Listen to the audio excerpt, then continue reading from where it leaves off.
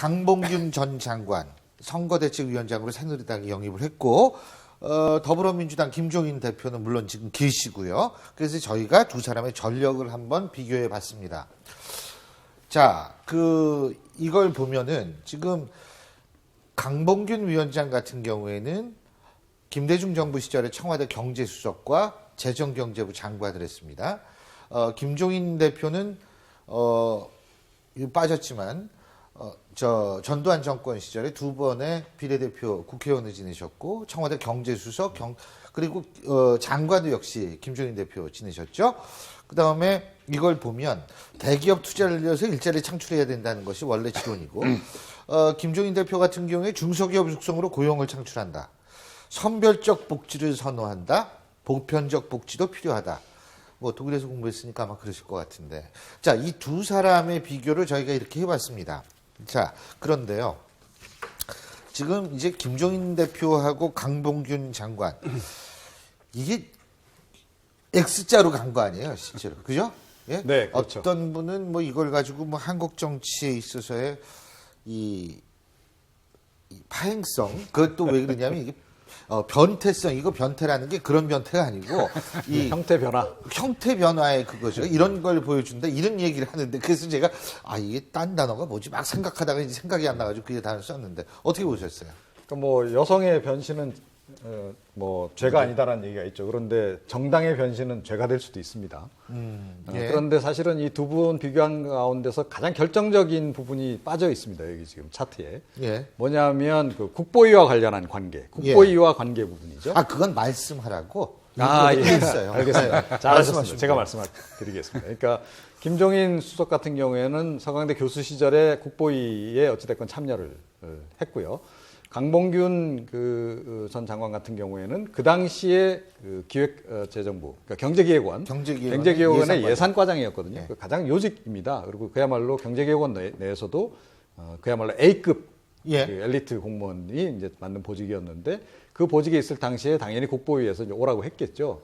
그런데 자기 공무원 그만두는 한이 있어도 못 들어간다. 그래서 안 들어가신 분입니다. 그게 가장 결정적인 대목이고 제가 보기에는 그 부분이 아마 이번에 영입하는데 새누리당에서 영입하는데 가장 결정적인 부분이었을 수도 있다 이렇게 생각합니다. 예. 왜냐하면 대조적으로 대비를 시켜서 선거를 이제 치를 수 있는 그런 지점이 있기 때문에 그렇다. 그리고 이 재벌 정책과 관련해서는 사실은 김종인 대표와 관련해서 많이 좀 잘못 알려진 부분이 있어요. 그러니까 이분이 재벌 개혁론자인 것으로 이렇게 알려져 있는데 이한구 지금 공관위원장 새누리당 공관위원장하고 지난 2012년 대선 당시에 박근혜 캠프 내에서 굉장히 두 분이 치열하게 많이 다퉜어요. 예. 그게 뭐였냐면 재벌 정책에 대한 부분이었고 재벌 개혁에 대한 부분이었는데 그 당시 이한구 위원장 같은 경우에는 지금 강봉균 장관하고 비슷한 생각입니다. 그러니까 재벌, 대기업을 죽여서는 안 된다. 어찌됐건 이 사람들 중심으로 해서 경제를 끌고 갈 필요가 있다라는 주장을 이제 했고 이제 재벌 개혁을 하더라도 사실은 좀 이제 수위 조절을 해야 된다라는 말씀을 하셨고 그 당시 김종인 대표는 우리가 알고 있는 거하고 정말 상반된 얘기를 좀 그때 했는데 재벌은 개혁할 수도 없고 없앨 수도 없다라는 표현을 했어요. 우리 속에 가둬서 관리해야 된다. 그 표현을 했다라고 하는 것. 그런 부분들이 앞으로 이제 사실은 이 양측의 논쟁 과정에서 어떻게 풀어져 나올지 굉장히 관심이 가는 대목이죠. 예. 아까 사회자님께서 한국 정치의 한 단면, 우리의 자화상을 이야기하셨는데 경력으로 보면 이렇게 X로 교차한 거 아닙니까? 그렇죠. 줄곧 여권에서만 있었던 김종인 대표가 야당의 소위 선거의 얼굴이 되고 경제 논쟁의 이제 대표가 되는 거고, 그 다음에 줄곧 야권에 있었던 그러니까 강봉균 전 장관이 여당의 이 선거 운동의 일종의 수장이 되는 이런 양상은 뭐 소위 말해서 X니까 이제 크로스오버, 융합. 예?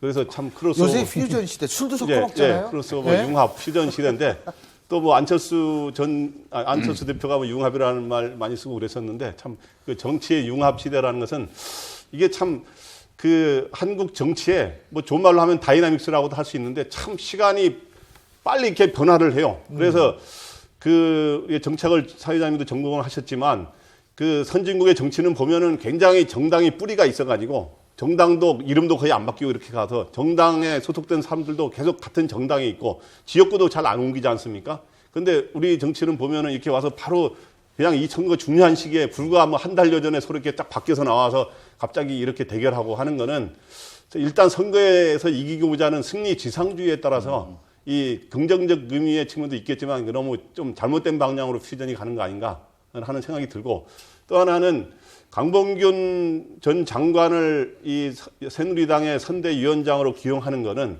아까 다른 얘기들도 제시했지만 하나의 또 의미 있는 포인트는 그 선거 유세 과정에서 당 대표가 유세 진두 지휘를 보통 하지 않습니까? 근데 이제 선대위원장을 새로운 사람 영입하는 면에서 김무성 대표의 그 역할이 선거의 그 캠페인 과정의 주도적 역할이 줄어드는 그런 게 하게 된다. 이런 효과를 갖게 됩니다. 근데 그래서 강봉균 전 장관이 새누리당의 이 선거대책위원장을 맡으면 그 위력을 발휘할까요? 그건 이제 두고 봐야 되는 거죠. 그 근데 대목은. 이게 솔직한 얘기로 이게 왜 제가 여쭤보냐면 이 두 분은 더불어민주당에서 김종인 대표를 영입한 거나 새누리당에서 강봉균 전 장관을 영입한 거나 이게 공통점이 뭐냐면 결국 중도적 이미지를 갖겠다라는 거 아니겠어요? 사실은? 그렇죠. 예, 네? 그런 겁니다. 그러니까 이제 예? 상대방 예. 진영으로 좀 치고 들어가겠다. 이제 예. 그런 의미 아니겠어요? 그렇죠. 근데 이제 이런 말이 있죠. 그러니까 뭐 꽁 대신 닭이다. 예. 근데 반면에 꽁 잡는 게 매다. 이런 표현도 있어요. 그러니까 과연 강봉균 그 이제 신임위원장이 굉장히 복잡하게 네. 등식을 만들고 계시는데. 닭이 될지 아니면 매가 될지 지켜봐야 되는 거죠. 꽁도 아까 나왔는데 꽁은 그럼 누구예요? 꽁을 이제 김종인 그거 대표라고 이렇게 얘기한다면 계속 말이 이제 예. 헛나오시기 이제 시작하죠. 3단 논법을 하니까 이해가 좀 안 되시는 모양이네요. 그게 이제 공부 좀 더 하셔야 되겠습니다. 어찌됐건 노력하겠습니다. 예. 오늘 밤부터 반성하고. 예, 그래서 근데 의외로 사실은 좀 그 꽁 잡는 매가 될 수도 있다라고 봅니다. 그러니까 조금 전에 말씀드렸듯이 그 국보의 부분이라든가 또 경제 정책 면에서도 사실은 이분이 실물 경제를 훨씬 더 많이 알거든요. 강봉균 장관. 예, 그렇습니다. 예. 그러니까 김종인 그 대표 같은 경우에는 많이 알려진 거와 달리 사실은 장관도 복지부 장관 하셨잖아요. 예. 그러니까 경제 실무를 그렇게 직접 다루신 적은 없단 말이죠. 근데 강봉균 청와대에 장관은 계시긴 이제 했지만. 그렇죠. 밑바닥부터 올라온 공무원으로 쭉 올라오신 바로 그겁니다. 거니까. 그래서 이제 그리고 또 국회의원도 오래 하셨고 예. 그런 지점이 좀 이제 차이가 있기 때문에 그 내용 경제 정책의 내용면에 들어가서 또는 복지 정책의 내용면에 들어가서 서로 양자 간에 이제 그 정책 대결을 하게 되면 예. 의외로 그 김종인 그 대표가 약한 면모를 좀 보일 수도 있다 이렇게 생각합니다. 아까 말씀을 좀 재밌게 분석을 해주셨는데요. 그러니까 지금 현재 서로 외연을 넓혀서 중도 지점으로 수렴되는 현상이 생기는 건데 강봉균 전 장관을 새누리당이 기용함으로 인해서 과거에 대선 때 김종인 당시 행복추진위원장을 영입한 뜻도 그랬는데 그 약간 더 중도로의 외연을 넓히려고 하는 야당 출신이잖아요. 예. 그래서 중도로 외연을 넓히고 또 야권의 지지층으로부터 약간 외연을 넓히려고 하는 새누리당의 그런 전략이 하나 작용한 거고 예. 또 마찬가지로 그 더민주당에서 김종인 대표를 영입해서 당을 맡긴 거는 또 마찬가지로 중도로 그동안 약간 우클릭해서 중도로 가서 그리고 친노 패권이라고 하는 이미지를 약화시키고 이런 거로 해서 중도를 수렴하려고 하는 현상 이런 경쟁은 긍정적이에요. 아까 한국 정치의 변이성에도 불구하고 그리고 또 하나는 서로 이렇게 경제 전문가끼리 대선에서 지금 현재까지는 정책 이슈가 거의 깜깜이라는 거 아닙니까? 서로 양쪽에 어디 공약과 이슈가 뭔지 제대로 안 알려졌는데 본격적으로 선거전에 들어가면서 경제 이슈가 전문화된다는 측면에서는 긍정적 측면이 있어요. 그런데 어떻든 새누리당이 강봉균 전 장관을 기용한 거는 김종인 대표를 중심으로 현 정부의 경제가 어렵지 않습니까? 경제 실정 심판론을 제기할 거에 대비해서 이거를 반박을 하려면 경제 전문가가 아닌 사람이 반박하면 벌써 이렇게 밀리게 되잖아요. 메신저가 누구냐가 굉장히 중요한데 메신저를 그래도 장관을 DJ 정부에서 경제 수석과 장관을 지내고 경제 전문 수십 년간 경제 관료를 해온 강봉균 정장을 내서야 딱 뭐라고 경제민주화를 이야기했을 때 복지를 이야기했을 때 아 그거 포퓰리즘 아닙니까? 라고 뭐 대번에 반박해서 논쟁을 붙들 수 있는 그런 측면에서 기용한 게 가장 크다고 보는데 그런 측면에서 정치적 비중은 약간 김종인보다 적어 보입니다만은 경우에 따라서 여러 가지로 대등한 게임이 될 수 있는 그런 거로 보입니다. 근데 지금 당장 사실은 이제 위원장으로 확정되자마자 비례대표 출마 안 하시겠다고 그랬거든요. 이것도 지금 김종인 대비가 되려고 아니 본인은 뭐 생각이 있을 수도 있지만 저쪽 보니까 하면 안 될 것 같은데. 그렇죠. 그러니까 의도적이든 어쨌든 그러니까 예. 정치적으로 의도된 발언이든 어쨌든 간에 완전히 확차별화를 해버리고 이 중요한 국면에 지금 사실 거기에 다 온 국민의 관심이 모여 있는데 지금 확실히 대비되는 그런 효과를 딱 보여준다는 거죠. 그래서 제가 그 말씀을 드리는 겁니다. 그러니까 아하. 의외로 이게 꽝 잡는 매가 될 수도 있다. 예. 이 말씀을 제가 드리는 알겠습니다. 거죠. 예. 지금 대비 효과를 하나 제가 여쭤볼게요. 예. 자, 조윤선 전 장관이 지금 저 서초에서 공천에서 이혜원 전 최고위원한테 이제 떨어지지 않습니까? 그래서 용산 얘기가 나왔는데 본인이 좀 전에 그랬어요. 출마하지 않겠다. 예? 자, 채널을 돌려봅시다. 최명길 후보는 대전인가요?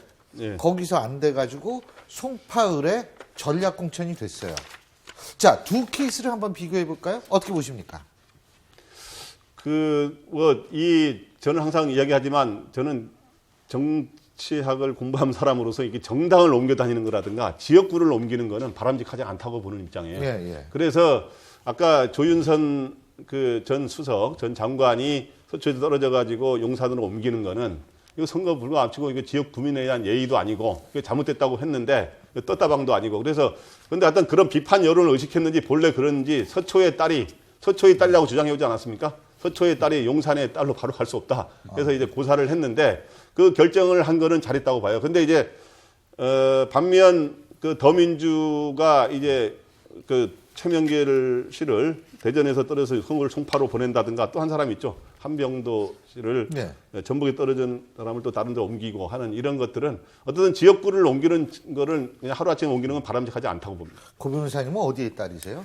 저는 뭐 충청의 딸이라고 해두고 충청의 싶은데요. 딸이에요? 네. 지금 일단은 그 조윤선 전 수석 같은 경우에 판단이 참 아름다운 승복의 자세를 보여줬다 예. 이렇게 말씀을 드리고 싶고 한 가지 안타까운 거는 만약에 용산에 갔다면 정말 정권 심판론의 미니 게임을 볼 수 있었을 것 같아요. 왜냐하면은 진영 의원 같은 경우에는 현 정부의 이제 보건복지부 장관으로 있고 공약이 지켜지지 않는다고 해서 이제 항명을 하고 나왔는데 거기서 이제 현 정부의 핵심 부인이 이제 조윤선 전 수석이 들어갔다면 굉장히 이제 재밌는 게임이 됐을 텐데 그 부분은 조금 아쉽다 싶습니다. 저는 명분과 실리를 다 챙겼다 이렇게 생각을 합니다. 그러니까 뭐 사실은 이 서초 국민에 대한 그 자세도 자세지만 만약에 글로 가게 되면 사실은 용산 국민에 대해서도 좀 그런 거 아닙니까? 용산 국민을 도대체 뭘로 보고 그런 거 아니에요?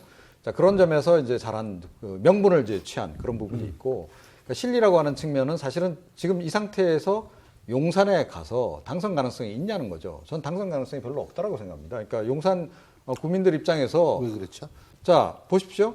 아니, 강남에서 이렇게 또 외면받은 사람을 그럼 우리한테 보내면 우리가 무조건 뽑아준단 말이야? 이런 정서도 있지만 자, 서초가 어떤 지역입니까? 사실은 새누리당의 텃밭 중에서도 텃밭이에요. 근데 거기서 어찌됐건 그 친박 마케팅을 하고 나갔는데 비박 후보한테 밀린 거 아닙니까? 자, 친박에 대한, 친박 공천에 대한 거부감이 강남이 더 많을까요? 용산이 더 많을까요? 당연히 용산이 더 많습니다. 왜? 용산이요. 강남에 비해서는 훨씬 야성이 더 강한 지역입니다. 그렇지 않습니까? 그런데 거기 가서 출마하면 무조건 될 거다? 아니라는 거죠. 어쨌든 뭐 이번에 이렇게 공천 과정을 보면은 제가 볼 때는 그 지역에 얼마큼 공을 들였느냐가 굉장히 공천 여부를 결정하는 중요한 변수로 작용한 것 같더라고요. 뭐 누구는 뭐죠? 진박 뭐 이런 거에 대한 거부감이라든지 사실은 그런 것보다도 누가 더 공을 많이 들였느냐. 공 많이 들인 사람이 받더라고요. 아니, 우리 TV에 많이 출연하시는 분들도 대부분 다 안 됐어요. 아, 예? 그렇죠. 그죠? 예, 예. 근데 된 분 두 분을 내가 보면 지역의 공을 굉장히 많이 들였어요. 그 두 사람은. 그래서 사실은 요즘에 이제 김무성 대표가 좀 이제 그 목에 힘이 들어가시는 거 아닙니까? 봐라. 지역 일꾼론. 상향식 공천. 그렇죠. 상향식 공천에서 지역 일꾼론을 더 발굴했더라면 훨씬 더 유리했을 텐데 라고 지금 요즘에 굉장히 또 힘이 들어가시는 거죠. 지금 갑자기 김무성 대표 얘기를 하니까 갑자기 윤상현 의원 생각이 나는데 어떻게 된 거예요, 윤상현 의원? 하여튼 제가 조윤선 의원에 이어서 한마디 네. 하고 싶은 게 조윤선 의원은 하여튼 오늘 하루 종일 용산에 투입한다 해서 욕을 먹었어요. 어쨌든 진짜로 본인 생각이 있었는지. 예. 근데 하여튼 지금이라도 예. 제대로 된 결정을 가지 예. 않는 거를 한 거는 잘한 거고. 예. 근데 정당이 꼼수로 하는 건 바람직하고 특히 집권 여당이 꼼수 정치라면 바람직하지 않거든요. 여기 보내는 것 자체가 일종의 꼼수로 비춰졌는데 예. 마찬가지로 윤상현 의원 지역에 지금 윤상현 의원이 무슨 출마하느냐 마느냐 좀 과연 어느 고민하고 있다고 하는데 윤상현 의원이 그 결정이 일단 당이 아니니까 어떤 결정이 내릴지 한번 봐야 될 겁니다. 무소속 출마하든지 안 하든지. 근데 거기에다가 지금 재공모를 새누리당이 했는데 사람이 제대로 없어서 공천이 할 수 있을지 없을지 모르겠다라는 거로 좀 이야기가 나오더라고요. 그래서 분명한 거는 예. 이 용산구에 조준선 전 장관을 투입하지 않는 것처럼 아. 윤상현 지역에도 반드시 새누리당이 공천을 해서 꼼수로 비춰지지 않는 유승민 알겠습니다. 의원은 이따 이야기할 수 있겠지만은 유승민 의원 지역도 무공천이라든가 이런 건 꼼수로 비춰질 수 있잖아요. 예. 그러니까 꼼수로 비치지 않고 정정당당하게 하는 그런 모습을 여당이 해야 되는 게 의무라고 봅니다. 이따 얘기하지 말고 지금 얘기하죠. 유승민 의원 얘기. 자, 유승민 의원에 대해서 이한구 위원장의 발언이 있습니다. 직접 한번 들어보시죠. 위원장님 오늘 새로운 결정 내리시는 건가요? 몰라요, 아직은. 어제 스스로 결정을 기다리신다고 하셨는데 오늘이 이제 오늘도 기다려요. 오늘까지 아니면 아니, 오늘도 기다리니까. 그래. 어떻게 되는 거예요?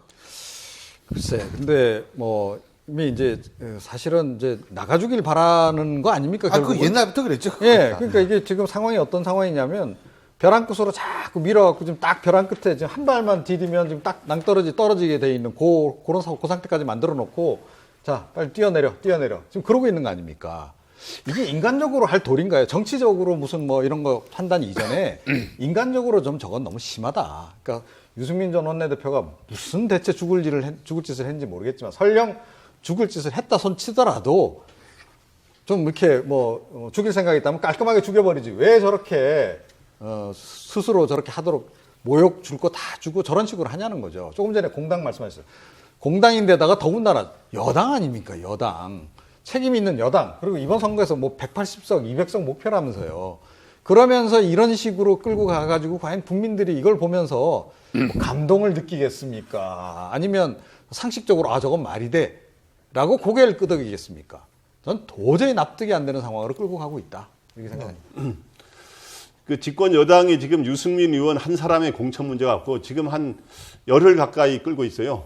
근데 이런 거는 사실은 이게 아까 했지만은 집권당, 공당의 태도가 아니라고 보고 그 한 사람의 공천을 원래 유승민 의원은 정정당당히 경선을 붙이는 게 맞는 거였는데 어떻든 그러나 당의 정체성에 맞지 않는다고 하는 게 이제 그게 사례에 맞지 않다 이렇게 지적이 있었지만 정 그렇다면 결론을 미리 어떻든 가부간에 내렸어야 되는 네. 거고 23일이라는 지금 벼랑 끝 데드라인 23일까지 네. 사퇴를 해야 무속 출마도 할 수 있잖아요. 탈당을 네. 해야.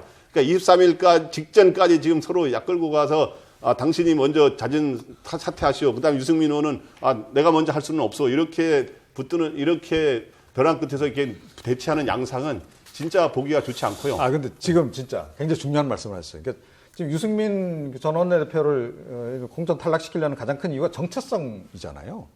그러니까 이른바 증세 없는 복지 발언. 그런데 강봉균 지금 이번 신임위원장도 증세 없는 복지는 허구다라는 말씀을 하셨고 똑같은 얘기를 하셨어요. 근데 누구는 영입하고 누구는 너 나가라 그러고 이게 논리적으로도 말이 되냐는 거죠. 예. 그거 뭐 각자 판단해야 되는 거고 사실 좀 지치긴 지쳐요.